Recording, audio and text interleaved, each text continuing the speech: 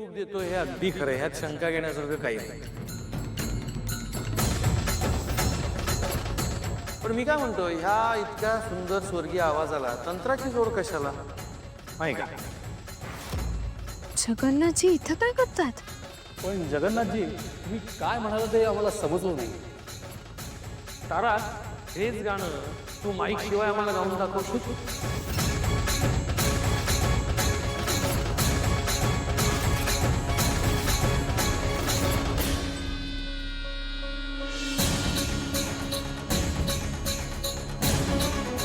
नाही म्हणजे आम्हाला तुझ्या नैसर्गिक आवाजाचा आनंद घेता येईल ना, बाकी काही नाही.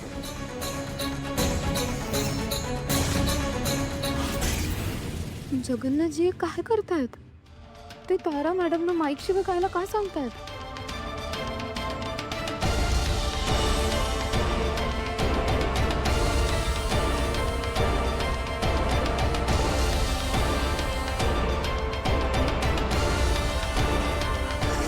तेवढा तो माईक ऑफ करता का प्लीज?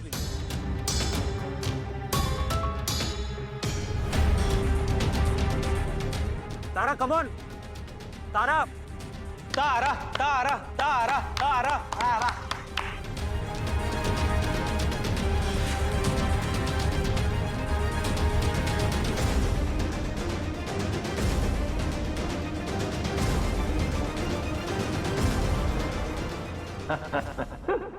अगं तारा, मी तुझी गंमत करत होतो.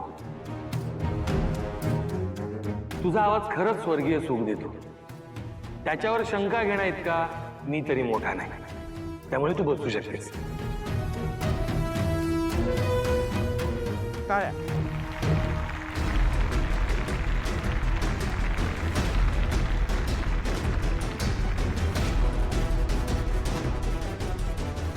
भैरवी वजे, तुला काय वाटलं एवढ्या सहजासहजी तुझं पितळ उघडं पाडेन मी? थोडं खेळूया आता. जो त्रास तू मला दिलायस त्याची किमान जाणीव तरी तुला करून द्यायला हवीच की नाही? आणि ती मी नक्की देणार. तयार राहा भैरवी वजे. वा वा वा वा वा. खऱ्या अर्थाने या स्वरयज्ञात सुमधूर स्वरांची आहुती व्हायला गेली. स्वरयज्ञ पुणे या स्पर्धेची प्राथमिक फेरी जोरदार पद्धतीने सादर झालेली आहे. जोरदार टाळ झाला पाहिजे.